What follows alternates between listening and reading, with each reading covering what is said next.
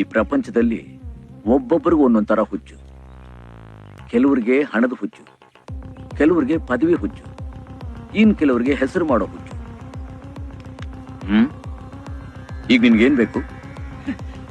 ನಿಮ್ಮ ಆಶೀರ್ವಾದದಿಂದ ನನಗೆಲ್ಲ ಇದೆ, ಆದ್ರೆ ನೆಮ್ಮದಿ ನೆಮ್ಮದಿ ಒಂದಿಲ್ಲಯ್ಯ. ನನಗದು ಬೇಕಯ್ಯ. ನೆಮ್ಮದಿ ತಗೋ.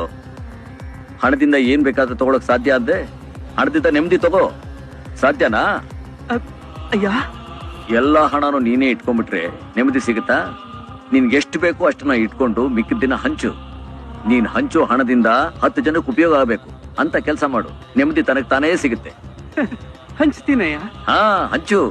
ದೇವ್ರು ಮನಸ್ಸು ಕೊಟ್ಟಾಗ ಹಂಚ್ಬಿಡ್ಬೇಕು. ಆಗ್ಲೇ ನಿನಗ್ ನೆಮ್ಮದಿ, ಇನ್ನೊಬ್ಬರಿಗೆ ಉಪಕಾರ. ಮನುಷ್ಯನ ದೇವ್ರು ಮಾಡಬೇಡಿ, ಅದು ಒಳ್ಳೇದಲ್ಲ. ನಿಮ್ ಕೆಲ್ಸಾನೇ ನಿಮಗ್ ದೇವ್ರು.